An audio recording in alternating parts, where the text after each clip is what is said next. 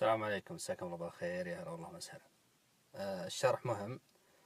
في بعض خصائص الباترول ودك انك تلغيها بعض المرات، اللي هو النار الترحيبية. إذا قربت لسيارتك شلون تلغي النار الترحيبية أو تفعلها. الشيء الثاني صوت المنبه اللي هو البوري، إذا قفلت السيارة ما يضرب بوري. بعض المرات تدخل سيارتك في البيت تقفل السيارة، ما تبي أحد يسمع الصوت أو ما تبي تسوي إزعاج، فالطريقة سهلة والشرح ما راح يطول. أول شيء نبي نبدأ بتقفيل السيارة وكيف تلغي الصوت إذا قفلتها. الموضوع سهل. طبعا الطريقة تنطبق على كل الموديلات من 2010 لين 2017. أنا ريموتي SE1 تنطبق الحركة على كل الريموتات. عشان تفعل المنبه أو تلغيه لازم تعلق على زر الفتح وزر القفل. الآن أنا حاط منبه راح ألغيه، فايش أسوي؟ أعلق على الزرين مع بعض.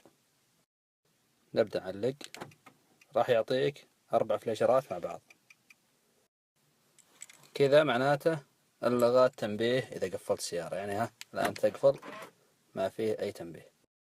عشان ترجع نفس الحركة تسوي نفس الطريقة وراح يرجع لك ويعطيك فليشر معها بوري.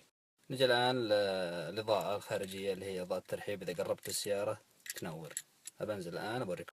الآن أنا بعيد عن السيارة، راح أقرب السيارة، ولعت النور. هذه عشان إذا قربت السيارة ما تولع، راح نسوي الحركة اللي تلغيها.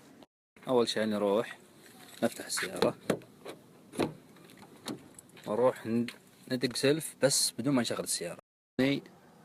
نضغط الزر وخلي اللمبات تشتغل زي كذا. الآن الزر هذا نجي نضغط عليه لين ما نسمع تنبيه من نفس الطبلون. أنا نعلق على الزر هذا وراح نسمع تنبيه من نفس الطبلون.